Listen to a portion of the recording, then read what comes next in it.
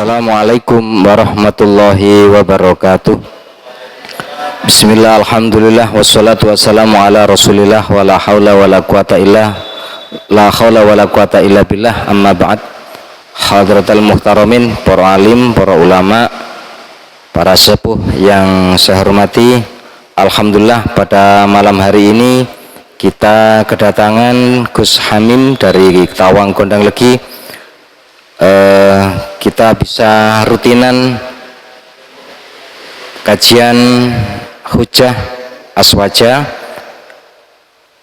Untuk itu bagi pendengar dimanapun Anda berada, baik yang berada di Masjid Besar Al-Azhar Duren ataupun di pendengar setia Radio Al-Azhar FM di gelombang 94,4, ataupun yang saat ini bisa bergabung di live streaming di channel YouTube Radio Al-Azhar FM.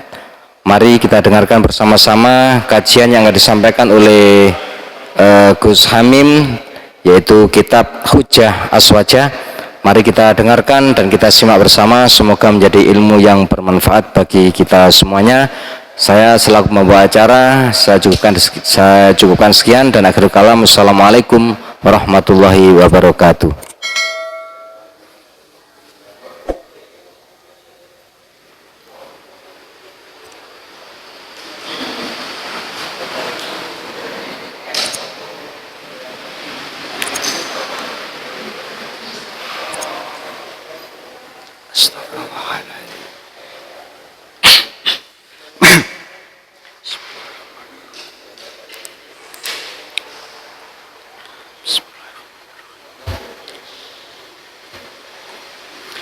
Assalamualaikum warahmatullahi wabarakatuh. Al-Fatihah. A'udzubillahi minasyaitonirrajim. Bismillahirrahmanirrahim. Alhamdulillahirabbil alamin arrahmanirrahim. Maliki yaumiddin. Iyyaka na'budu wa iyyaka nasta'in. Ihdinas siratal mustaqim. Shiratal ladzina an'amta 'alaihim ghairil maghdubi 'alaihim waladdallin. Amin. Alhamdulillah, malam hari ini kita masih diberikan nikmat oleh Allah Subhanahu wa Ta'ala bisa sholat berjamaah maghrib sekaligus pengajian kitab Hujjah Ahlus Sunnah wal Jamaah, melanjutkan pertemuan sebelumnya pada halaman 17 Al-Misalu As-Sani. Halis sholatil jumu'ati sunnatun qobliyatun aula. Contoh yang kedua, apakah sholat Jumat itu ada sunnah qobliyah ataukah tidak ada? Di al-misal sani, contoh yang kedua ini seperti dijelaskan di awal di halaman 8 itu ada al-misal al-awwal, contoh yang pertama. Contoh ini adalah contoh dari penjelasan di muqaddimahnya beliau, yaitu terkait persoalan-persoalan yang khilaf di antara para ulama yang selayaknya tidak boleh saling mengingkari, tidak boleh saling menghujat. La yambaghi tabadulul ingkar. Kenapa? Karena masing-masing memiliki dasar dan dalil sendiri-sendiri. Lahu mustanadun, bagi yang setuju ada dasarnya, bagi yang menolak juga ada dasarnya. Nah, contoh yang pertama itu kemarin tentang sampainya pahalanya bacaan Al-Quran, sedekah kepada mayit, dan perbuatan-perbuatan baik yang pahalanya diberikan kepada mayit. Nah, selanjutnya inilah pembahasan contoh yang kedua, yaitu apakah sholat Jumat itu ada sunnah qobliyahnya apa tidak. Wahada aidon minal masail al-far'iyah al-ijtihadiyah. Ini merupakan persoalan furu', furu' yang sifatnya ijtihadi. Jadi ada furu', ada usul. furu' itu cabangan, usul itu sifat ketauhidannya Allah, itu adalah namanya usul.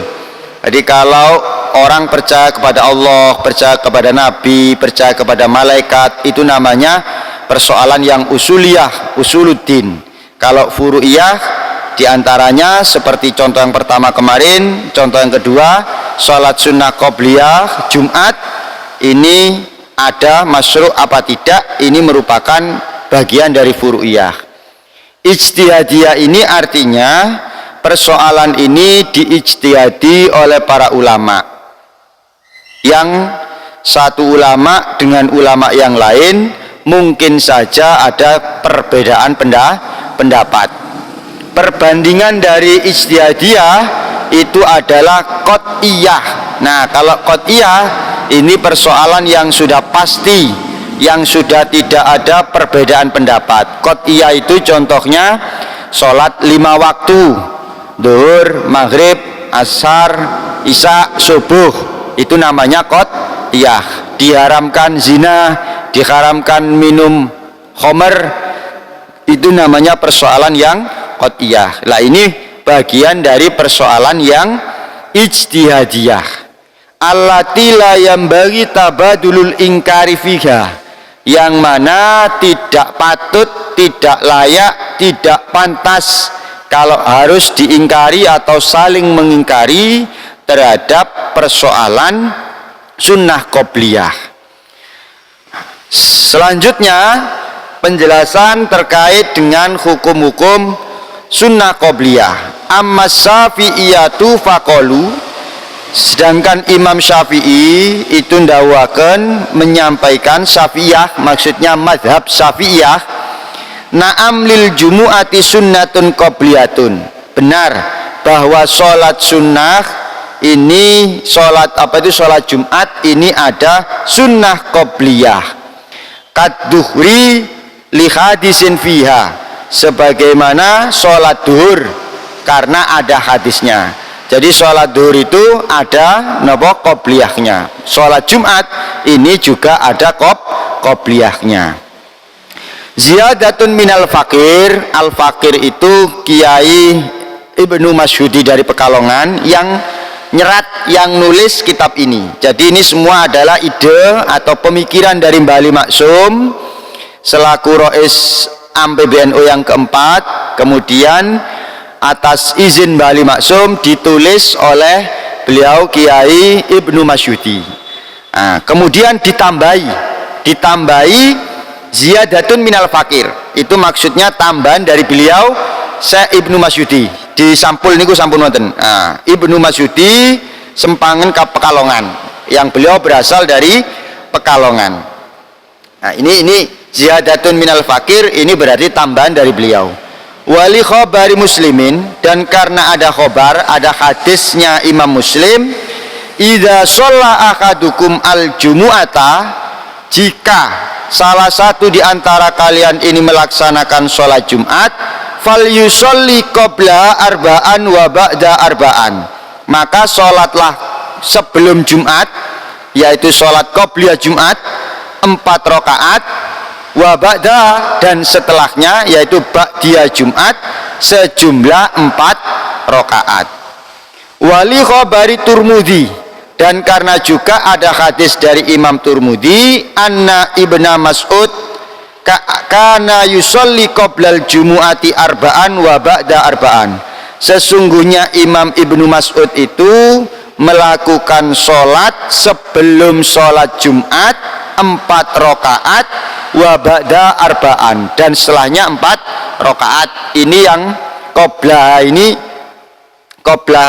qoblal Jumat, ini yang disebut dengan qobliyah Jumat. Berarti dasar dalilnya banyak sekali yang menjelaskan syariatnya bahwa sholat qobliyah Jumat itu disyariatkan atau disunnahkan.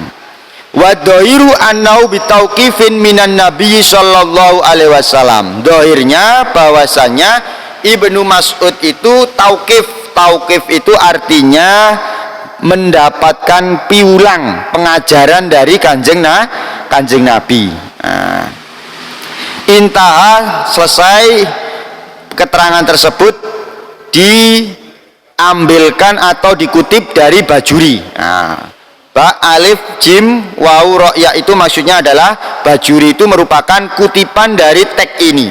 Redaksi ini diambil dalam kitab Al-Bajuri. Nah, qala Syekh Ali Maksum, beliau Mbah Yai Ali Maksum dawaken, qala Al-Qurdi, Imam Al-Qurdi ala Bafadol menjelaskan fi babi sholatil jumu'ati, di dalam bab sholat Jumat, wa aqwa ma yutamassaku bihi fi masru'iyatir raq'ataini qoblal jum'ati ma sohahahu Ibnu Hibban.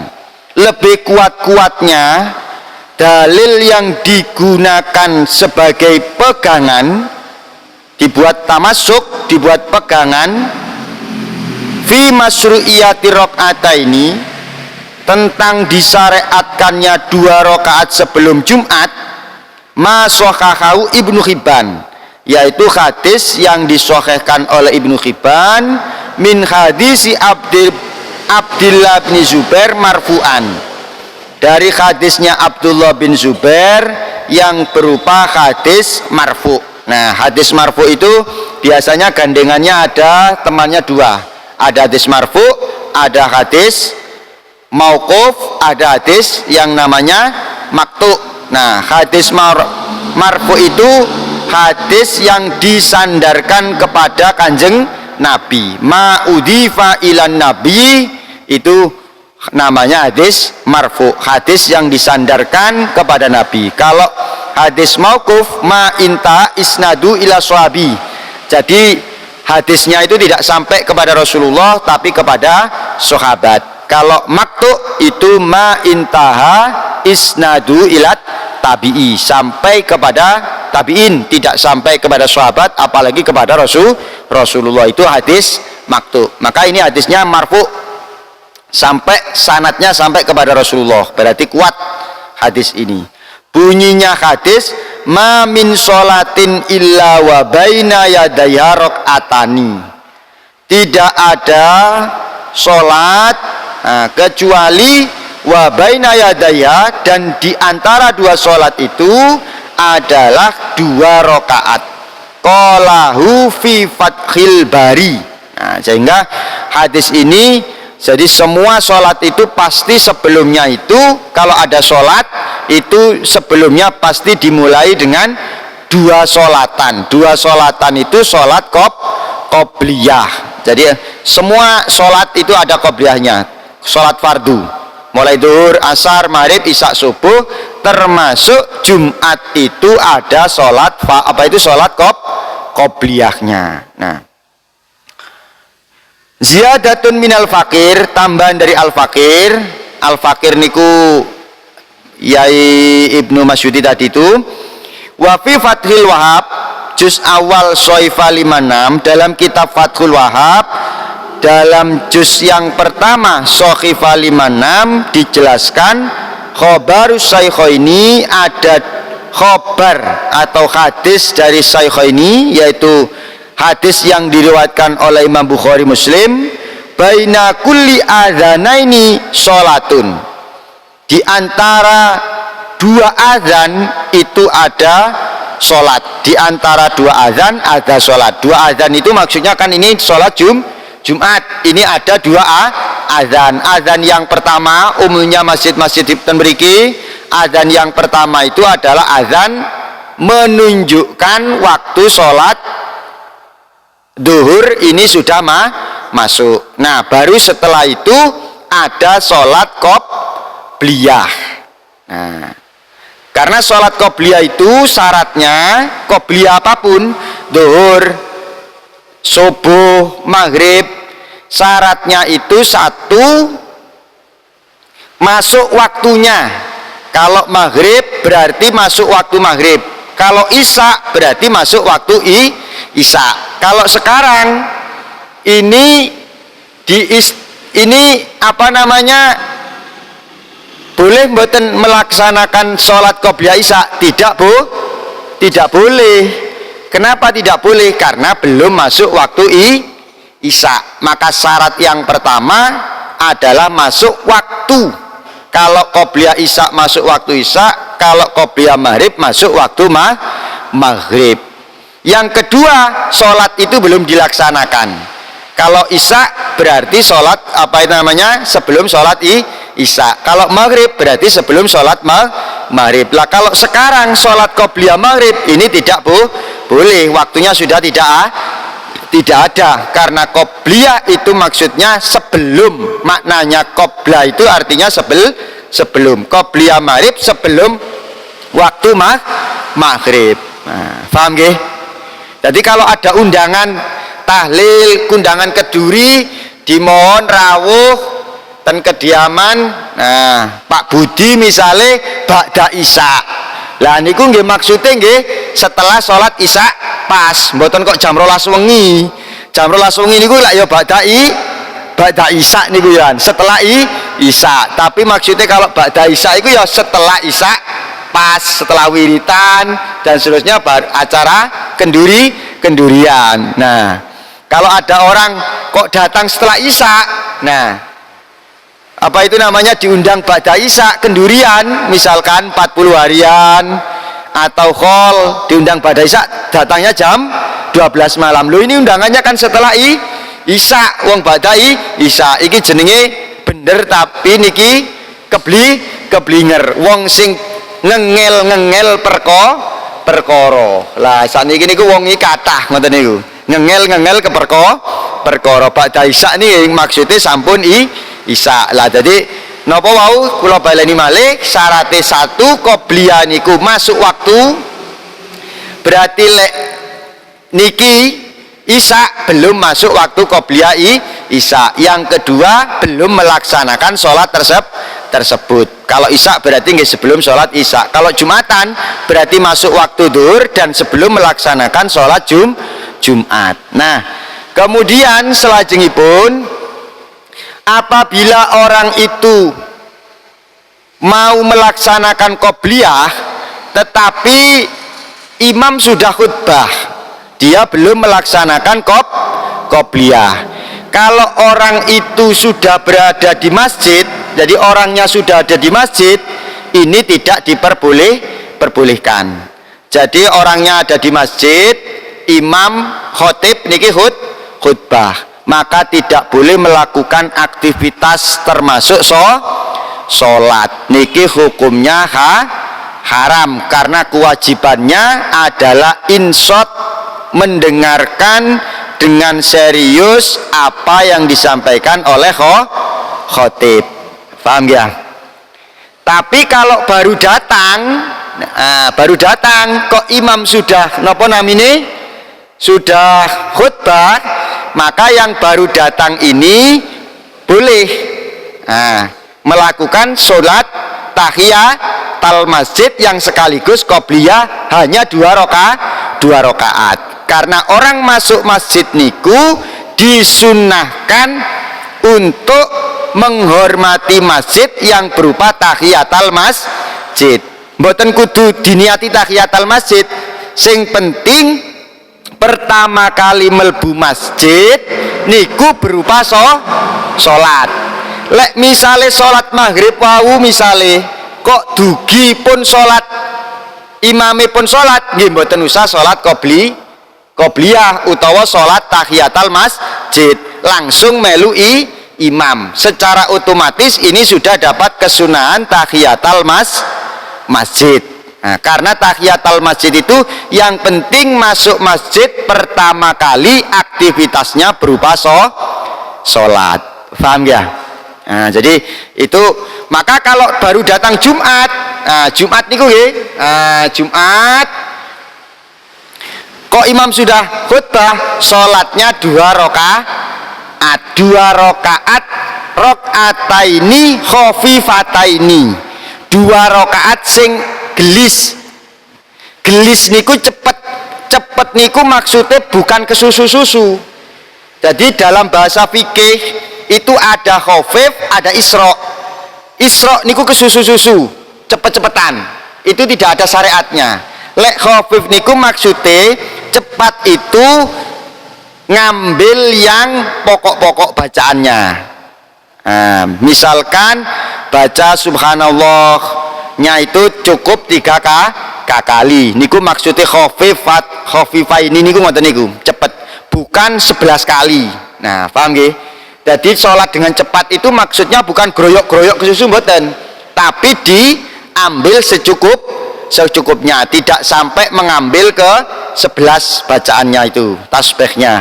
Misalkan demikian. Nah, paham nggih? Jadi kalau khotib ini membaca khutbah kok dia ada di dalam, maka ini tidak boleh untuk melaksanakan sholat.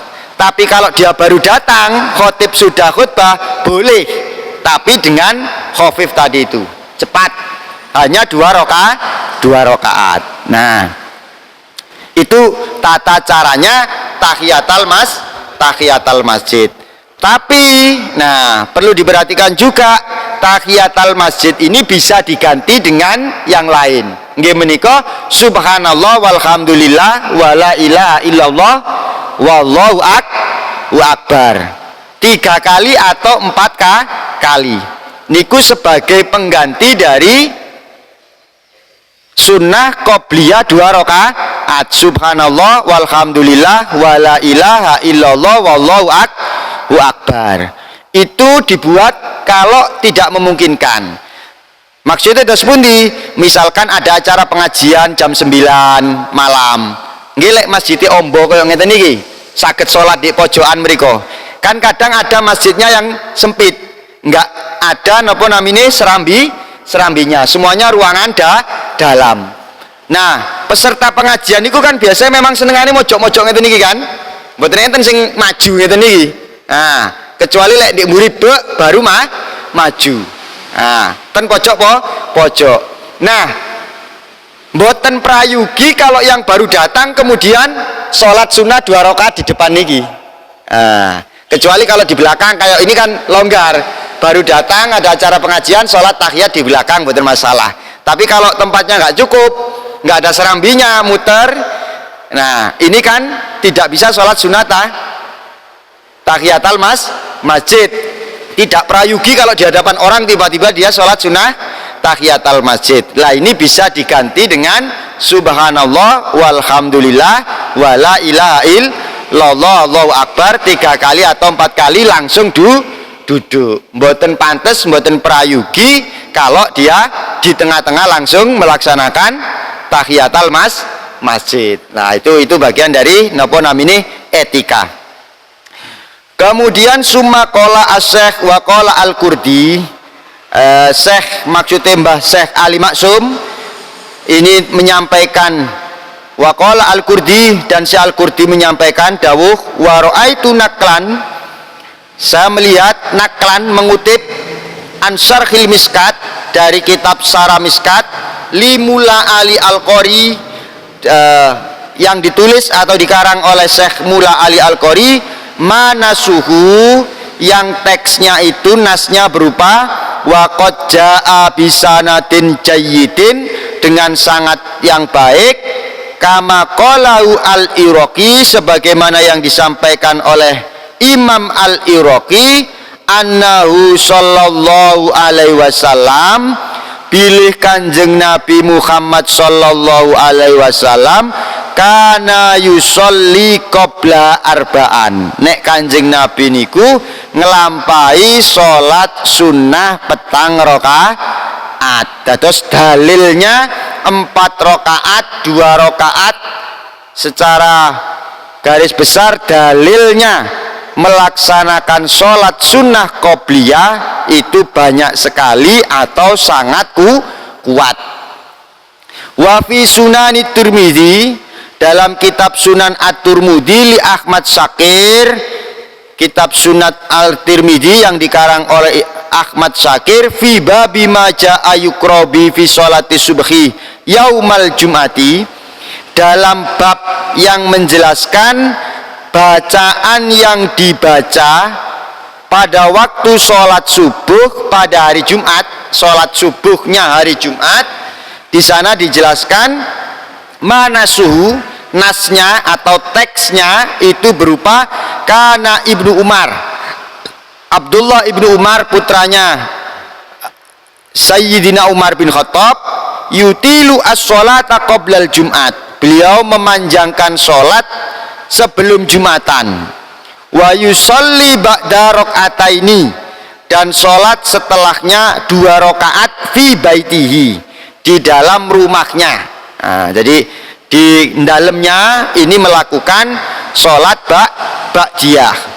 Wa yuhaddisu anna Rasulullah sallallahu alaihi wasallam kana yaf'alu dzalika, dan beliau Ibnu Umar ini juga menceritakan bahwa Rasulullah sallallahu alaihi wasallam ini menceritakan bahwa Kanjeng Nabi ini juga melakukan sebagaimana yang dilakukan oleh sahabat Ibnu Umar. Qala fi Aunil Ma'bud, di dalam kitab Aunil Ma'bud dijelaskan, qala An-Nawawi fil Khulasati sahihun ala sartil Bukhari, wa qala Al-Iraqi fi syarhit Tirmidzi isnadu sahihun la jarama, wa akhrajahu Ibnu Hibban fi sahihihi an ahkamil fuqaha fi muqarrarati Nahdlatul Ulama al-juz'i al-awwal, bahwa dijelaskan dalam kitab fi Aunil Ma'bud, qala Nawawi, Imam An-Nawawi menjelaskan di dalam kitab Al-Khulasah bahwa hadis tersebut itu adalah sahih sebagaimana yang disampaikan oleh Imam Al-Iraqi dalam Syarah At-Tirmidzi dan seterusnya niku. Ini kutipan ini oleh beliau ini diambilkan dari Ahkamil Fuqaha fi Muqarrarati Nahdlatul Ulama. Ahkamil Fuqaha fi Muqarrarati Nahdlatul Ulama menika hasil kumpulan basul masail musyawarahnya para alim ulama yang wonten pengurus besar Nahdlatul Ulama mengeluarkan kitab atau kumpulan hasil basul masail yang bertuliskan Arab yang berjudul Ahkamil Fuqaha fi Muqarrarati Nahdlatul Ulama. Sampun menawi wonten sing badhe dipun tangletaken kawula sumanggaken. Nggih.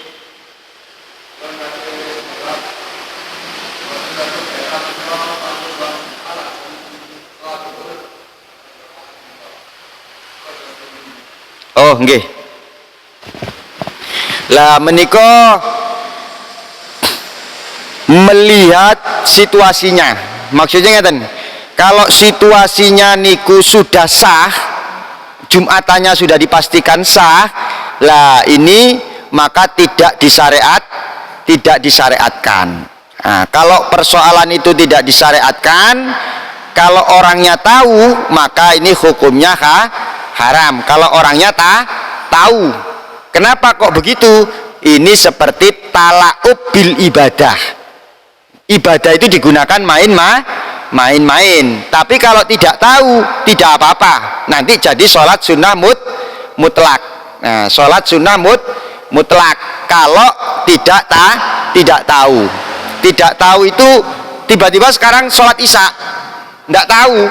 Nah, ternyata dapat 1 rakaat, ternyata belum sholat belum masuk waktu isya, maka ini nanti ditambahi 1 rakaat jadi sholat sunnah mutlak. Nah ini sah menjadi sholat sunnah mutlak, tidak haram karena tidak tahu. Kayak orang misalkan kentut belum wudu kok sholat, ini kalau tahu hukumnya haram karena talaub atau bermain-main dengan ibadah. Kalau tidak tahu ya tidak apa-apa, tapi setelah tahu harus dihentikan wudhu dulu baru sholat. Ini kalau tidak tahu. Nah, untuk persoalan tertentu itu disyariatkan di duhur. Nah, disyariatkan dikasih duhur. Nah, untuk persoalan tertentu itu bagaimana? Misalkan dia itu di suatu tempat itu tidak mencapai 40 orang. Nah, di suatu tempat itu tidak mencapai 40 orang. Syarat pendapat yang kuat dalam mazhab Syafi'i itu Jumatan itu minimal 40 orang menghitung imam 40 orang. Kalau kurang 40 orang bagaimana? Nah, menurut madhab ini tidak wajib mendirikan sholat Jumat. Kalau di daerah sekitarnya dekat ada, maka ikut Jumatan di sana. Kalau tidak ada, maka sholat duhur. Tapi ada pendapat yang mengatakan sholat Jumat itu sah, walaupun dengan ada yang 4 orang, ada yang 18. Nah, ini ada banyak perbedaan ulama. Nah, mengikuti pendapat yang boleh tidak 40 ini 18 misalkan, menurut sebagian ulama disyariatkan lagi dalam rangka ikhtiyat setelah Jumatan melaksanakan sholat duhur. Tapi menurut sebagian yang lain enggak usah, yaitu Jumatannya sudah cukup sah. Nah, biasanya situasi kemarin-kemarin ini banyak yang model demikian. Kalau dalam situasi normal ini sulit ditemukan persoalan begini, kecuali di daerah pegunungan yang tetangganya jauh-jauh. Kalau penduduk Gondanglegi, Turen, Bululawang, penduduk padat, mukimnya banyak, ini jelas tidak akan pernah terjadi demikian. Nah, tetapi karena ada kemarin, ya mungkin sampai sekarang masih ada, karena ada COVID-19 ini, sebagian mendirikan Jumatan sendiri. Nah, karena tidak memenuhi syarat yang disepakati, ya ada yang Jumatan begitu aja, karena sebagian ulama ada yang memperbolehkan, ada lagi yang Jumatan tetapi melakukan sholat duhur setelah Jumatan. Niki juga ada.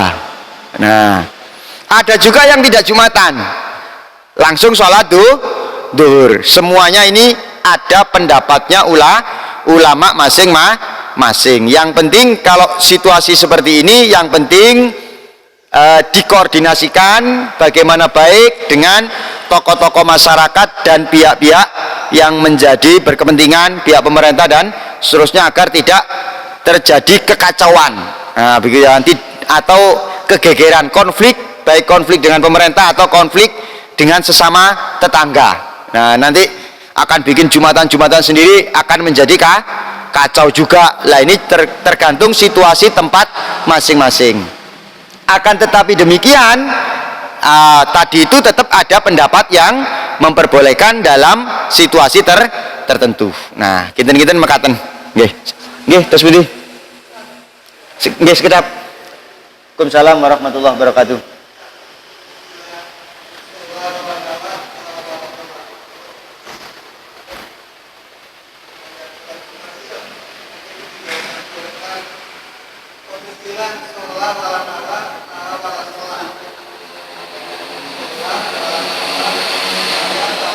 Oh, nggih, sampun, nggih.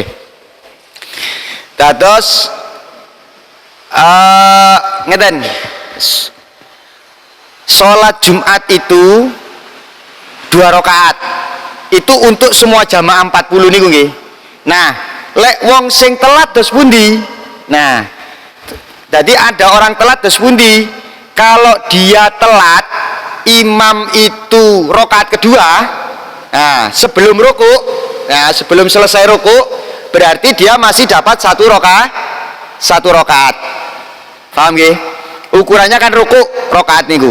Kalau dia terlambat, yang bagi Jumatannya yang datang akhir, kemudian kok datang terlambat, kalau imamnya itu rukuknya belum selesai, dia bisa tumaknina bersama dengan rukuknya imam yang kedua, berarti ini dapat 1 rakaat. Kalau rukuk yang pertama belum selesai, dia salam bareng imam. Kalau rukuk yang kedua kok dia itu belum selesai, rukuknya imam belum selesai, maksudnya dia datang kemudian bareng rukuk sama imam, maka dia dapat 1 rakaat, nambah 1 satu rakaat. Paham ya? Nambah satu rakaat. Sekedap. Ini belum selesai.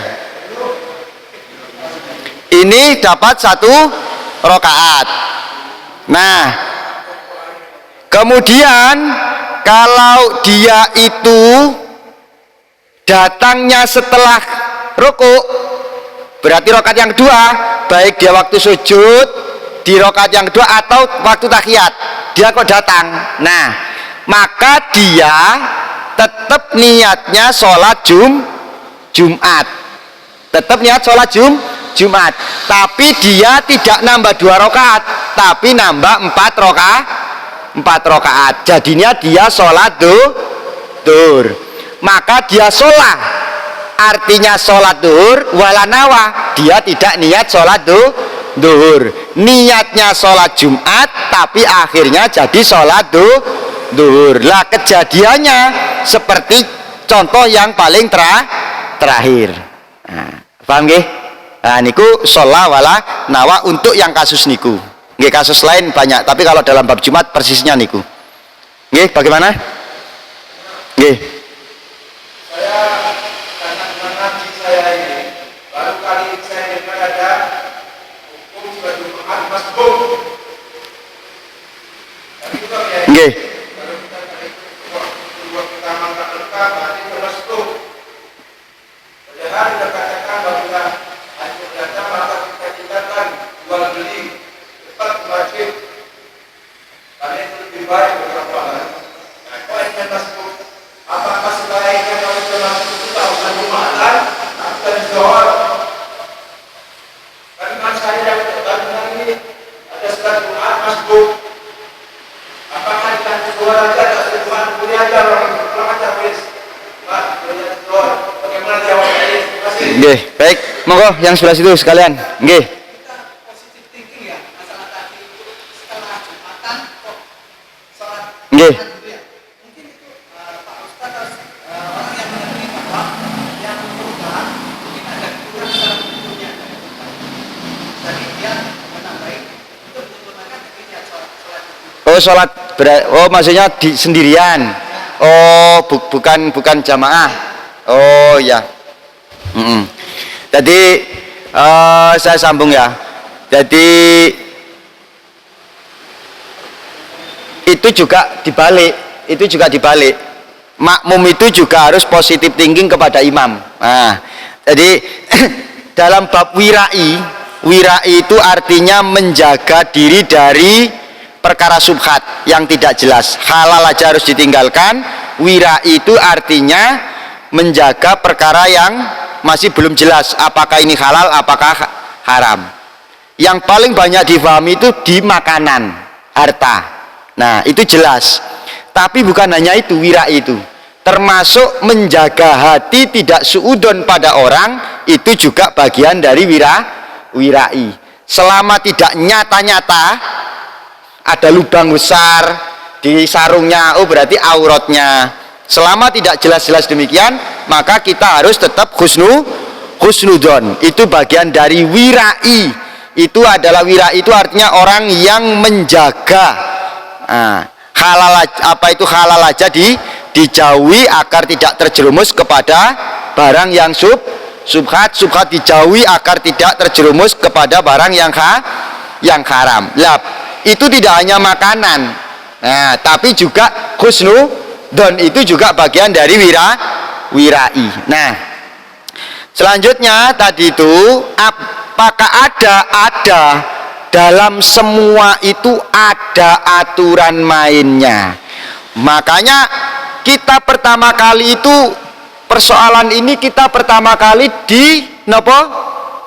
diberi contoh fa'azallahu masyaitonu, mongko mlesetaken sapa seton ing Nabi Adam kali ibu Hawa. Nabi Adam kali ibu Hawa kepleset sing asline dilarang makan buah khuldi jadi makan buah khuldi. Carane ya apa? Akhirnya ono toto carane istighfar, Rabbana dzalamna dan seterusnya. Niku merupakan tata cara ketika orang terjerumus dalam kesalahan. Lah, masbuk itu juga macam-macam nanti. Ada kalanya yang memang teledor, ya kan? Ada kalanya tidak teledor. Tidak teledor itu karena tidur. Nah, bangun-bangun sudah khutbah.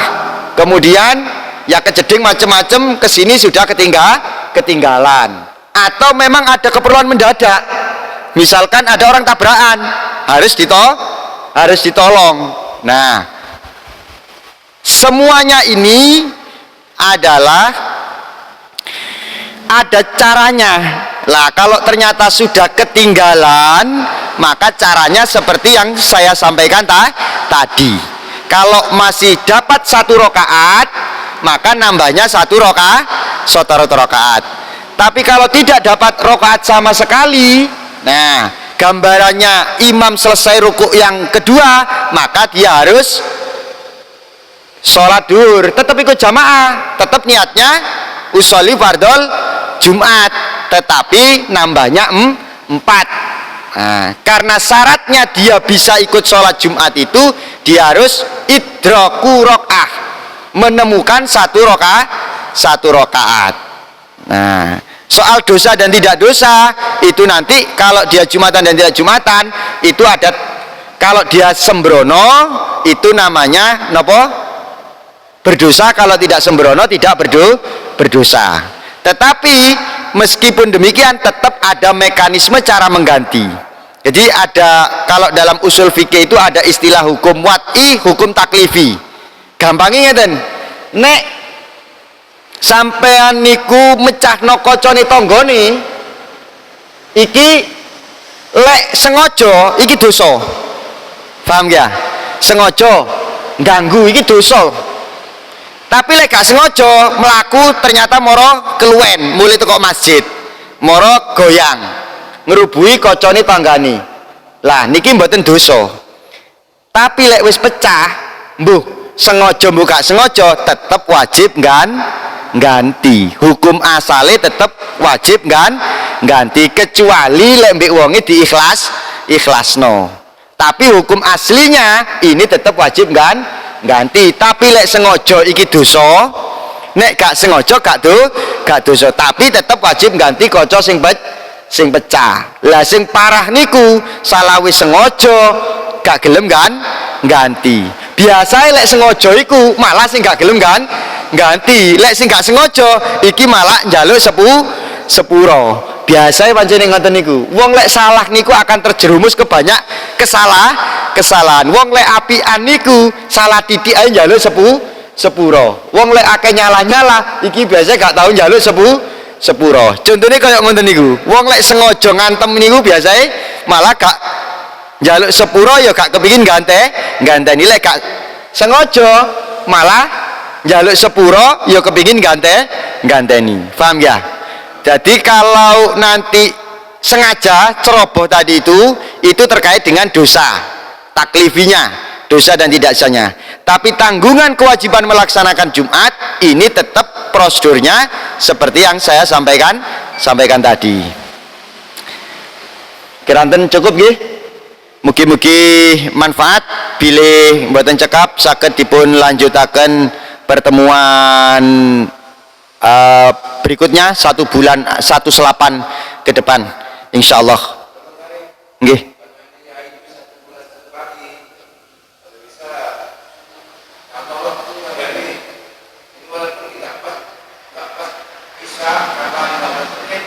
Oh ngoten nggih, nyumanggaken nggih bisa nggih monggo nggih.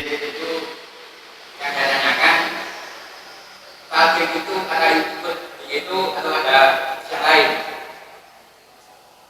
Untuk imam final mati lagi. Nggih. Ya. Mencari ilmu dari zaman ibu sampai Mamanda. Nah, talqin itu apakah termasuk begitu ataukah ada yang lain? Karena saya sering ditanya orang. Oh talqin. Ya. Oh nggih. Sanes. Jadi talqin itu nanti bab berikutnya itu ada sendiri. Nah, ada sendiri. Karena kalau talqin itu orangnya sudah mati, itu beda. Nah, itu nanti untuk yang pertemuan berikutnya, talqin lil mayit al misal asalis, itu dalilnya dalil lain. Tapi kalau dalil utlubul ilma niku wau minal madi ilal lagdi, itu dalil agar kita niki selalu dalam kondisi mencari ilmu. Karena orang yang mencari ilmu itu pahalanya, jaminannya dari Allah Subhanahu wa taala sangat besar. Riwayatnya banyak sekali.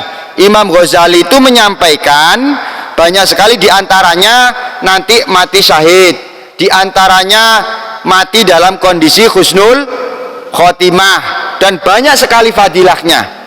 Nah, sehingga para kiai-kiai dulu itu masih wong tuwek-tuwek niku wis gak paham, niku tetap ngaji kitab, dijak ngaji kitab, kadang ngaji tafsir. Lek singen niku tafsir Al-Ibris, kadang tafsir Jalalain.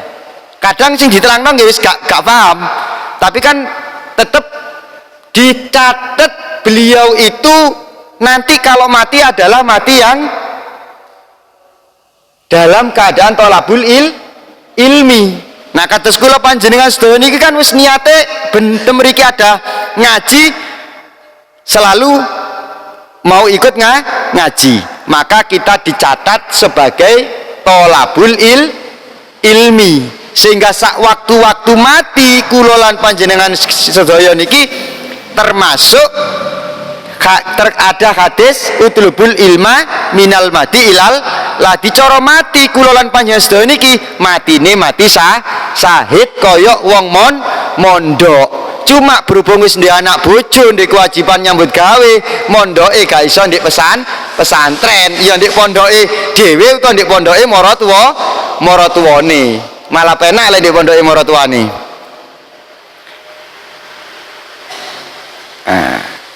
Dados mekaten. Dadi sebab lek wis minal mahdi niku maksude sampai kuburan mati, berarti selesai. Taklifnya niku selesai.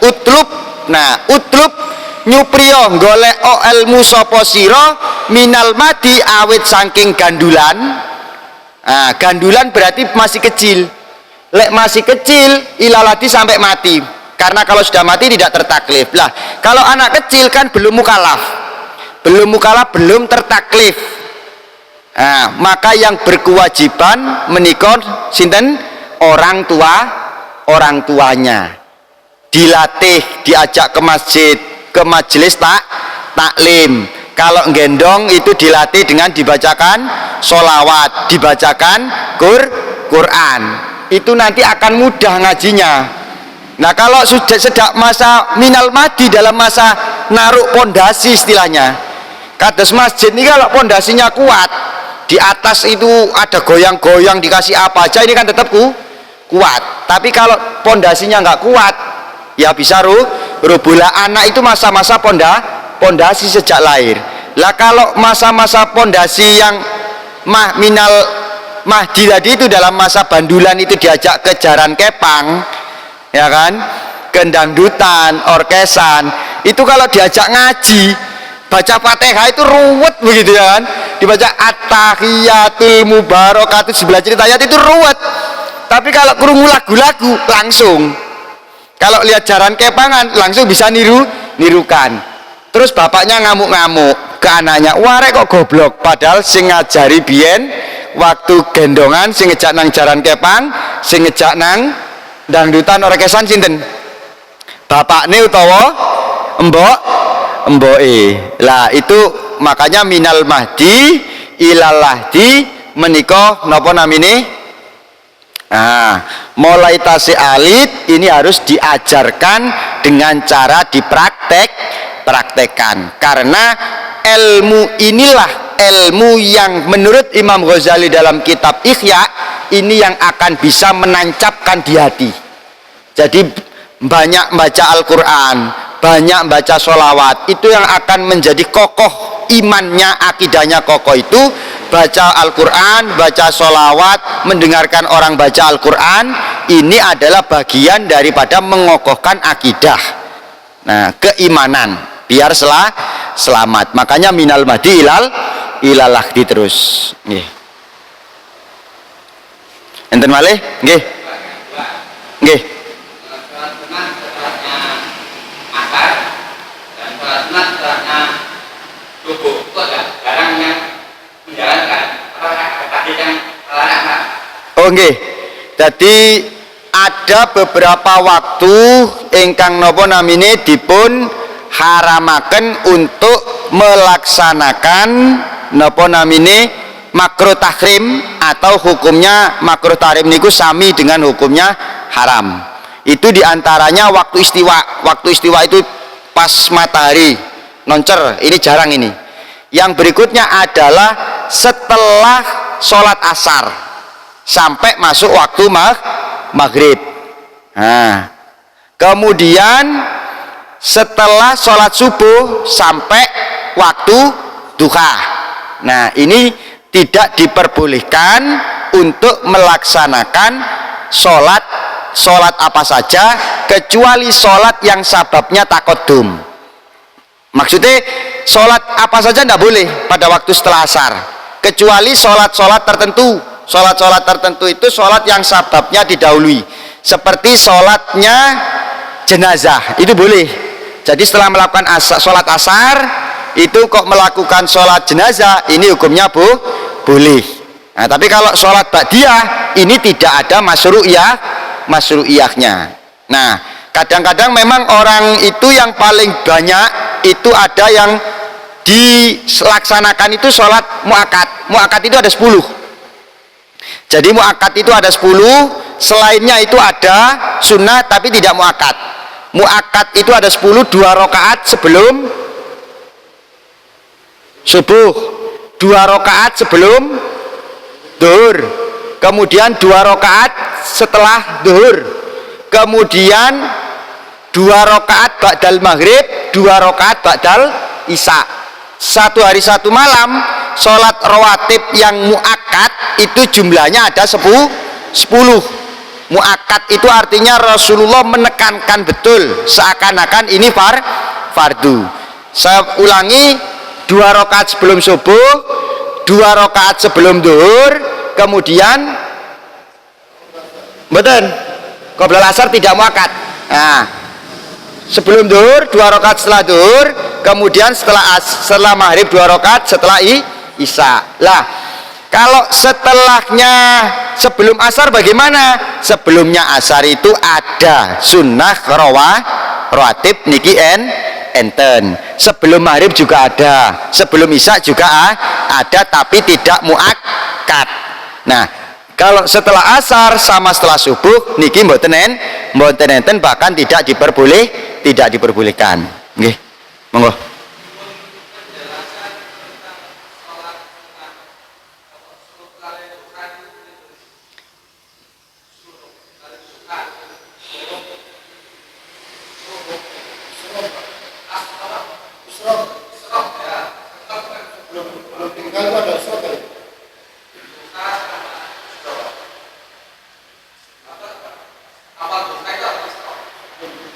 Nggih, sami duha niku maksudnya nggih.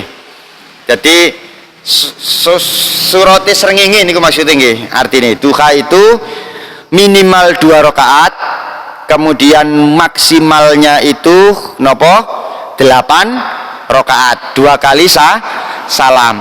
Nah, surat yang penting Fatihah dan lainnya. Cuma menurut di kitab-kitab yang dianjurkan para ulama itu di rakaat pertama itu wasamsi waduha, kemudian berikutnya adalah sholat napa niku waduha walalida saja, kemudian rakaat setelahnya itu yang rakaat pertama itu napa surat kul ya ayyuhal kafirun, selajengipun surat kul huwallahu ahad. Nah, biasanya para ulama itu kalau tidak ada dalil yang menganjurkan, bacaan tertentu, nah niku anjurannya adalah kul ya ayyuhal kafirun sama kul huwallahu ahad. Nah, jadi kul ya ayyuhal kafirun sama kul huwallahu ahad. Nah, untuk menguatkan tauhid Nah, dados niku. Jadi minimalnya 2 rakaat, maksimalnya 8 rakaat. Nah, waktunya kalau sekarang itu mudah kalau soal waktu. Jadi ada aplikasi banyak sekali, diantaranya ada Digital Falak. Digital Falak itu sekaligus enten apa namine? Enten penjelasannya. Waktu subuh niku nanti ada tandanya. Kemudian ini waktu tuluk niku artine subuh sudah habis. Itu ada tandanya juga. Subuh sudah habis. Tapi belum masuk waktu duha. Nanti ada beberapa menit karena tuluk itu fajar sudah apa itu namanya matahari keluar, tapi belum mencapai 1 tumbak. Nah, kalau duha itu harus tingginya kira-kira 1 tumbak. Lah itu kangelan kalau sekarang mau kayak begitu penjelasan di kitab ngoten niku. Sekarang zamannya sudah modern, di TV ada, aplikasi ada, radio ada. Kalau sekarang di aplikasi itu ada, sampai sahur itu ada, imsak dan sebagainya itu nanti secara otomatis akan berbunyi. Itu namanya Digital Falak, atau aplikasi yang lain sama. Maksudnya itu nanti waktunya, yang penting GPS apa namanya itu ya, lokasinya itu dihidupkan, itu akan update menyesuaikan dengan daerah masing-masing. Karena antar daerah waktu itu kan selisih berapa menit. Lah itu kalau tanda lokasi itu dihidupkan, nanti pindah tempat akan hidup secara otomatis. Lah ini sekarang akan memudahkan. Bahkan nanti ada panduannya di situ, duha dan seterusnya. Insya Allah ini sekarang kalau fasilitas ini akan semakin mudah. Ya mudah-mudahan dengan fasilitas yang mudah ini semakin menambahkan kita semangat untuk mengamalkannya. Ya setidak-tidaknya setelah tanya sholat duha seumur hidup 1 kali. Kalau nggak kuat ya kalau lebih itu kuat ya setidaknya setahun 1 kali. Kalau tidak ya setidaknya 1 bulan 1 kali. Ini akan lebih baik. Nah, kalau tiap hari ya kira-kira kalau ukuran kita nggak kuat lah. Yang penting sholat fardu aja nah ini namanya sholat fardu yang harus dilaksanakan lah. Kalau sholat yang lain ini kan sifatnya sunnah. Nah, kinten-kinten ngoten. Terus pundi tasik wonten malih monggo. Sampun. Nggih, mugi-mugi manfaat bagi kula lan panjenengan sedaya. Menawi tasik wonten sing perlu dipertanyakan niki saged dipun sambung pertemuan berikutnya. Mugi-mugi saged memberikan manfaat, barokah, istiqomah, saged ngamalaken sedaya ilmu ingkang kula lan panjenengan sedaya dipun pelajari. Ala hadiniya as-solihah wa ala kulli niyatin solihatin wa ala ma nawa alaihi salafus solihin. Al-Fatihah. A'udzubillahi minasyaitonirrajim. Bismillahirrahmanirrahim. Alhamdulillahirabbil alamin arrahmanirrahim maliki yaumiddin. Iyyaka na'budu wa iyyaka nasta'in ihdinas siratal mustaqim siratal ladzina an'amta 'alaihim ghairil maghdubi 'alaihim waladdallin. Assalamualaikum warahmatullahi wabarakatuh.